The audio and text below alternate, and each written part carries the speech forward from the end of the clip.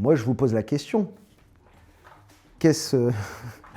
Il faut que je reprenne un peu avant. Bonjour à toutes et à tous, je suis Abdoullah Bougazi, candidat de la France Insoumise pour les élections municipales des 15 et 22 mars. Si je prends la parole aujourd'hui, c'est pour répondre à Sambra Vénois Debout qui vient de faire encore un post me concernant et il me semblait important de devoir y répondre. Donc en fait aujourd'hui, ils disent que par opportunisme, le candidat Abdoullah Bougazi ment sur sa date d'adhésion à LFI. Il se base sur un article de Mediacité qui explique que j'étais militant du Parti Socialiste jusqu'en 2017 et adhérent de la France Insoumise en 2021.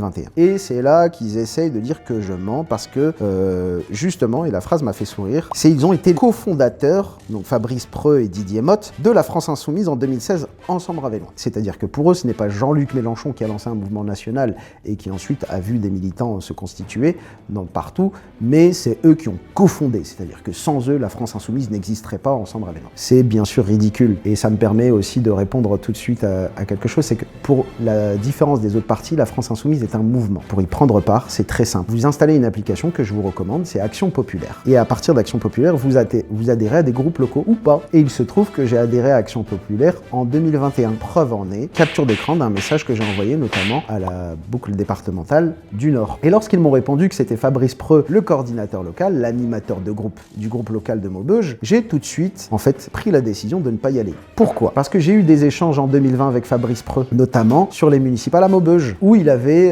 il avait fait un accord programmatique. Donc maintenant, il change de discours. Il dit que c'est à l'initiative de 2 membres du groupe local en vue de leur présence sur la liste de Jean-Pierre Rombaud. Et ils ont été contredits par le mouvement national. Je l'ai déjà expliqué la dernière fois. Mais donc en fait, ce passif-là a fait que je ne pouvais, moi, militer aux côtés de Fabrice Preux. Nous n'avons jamais été d'accord, notamment sur des questions de racisme. Parce qu'en fait, je lui ai toujours reproché un certain discours qui est assez islamophobe. Et par exemple, quand il me dit le communautarisme à Maubeuge est devenu évident depuis mon arrivée. Comment c'est évident ? Comment c'est visible à l'œil nu, si ce n'est par un taux de mélanine ? Aujourd'hui, depuis que nous avons réorganisé le mouvement, nous sommes plus actifs. Nous sommes présents à des élections fondamentales pour notre territoire. Et aujourd'hui, ne vous en déplaise, nous avons eu la visite de Manuel Bompard pour le lancement de notre campagne. C'est la preuve que le mouvement national nous reconnaît. Et bien sûr, ça a servi à votre copain Brun d'excuse pour pouvoir se rallier à Anne-Lise Dufour, à Denain. Donc c'est faire passer un peu des questions électorales pour des grands principes de lutte contre l'islamisme et tout ce qui s'ensuit. Mais tout ça est faux. Tout ça est très faux et en plus ça a été prouvé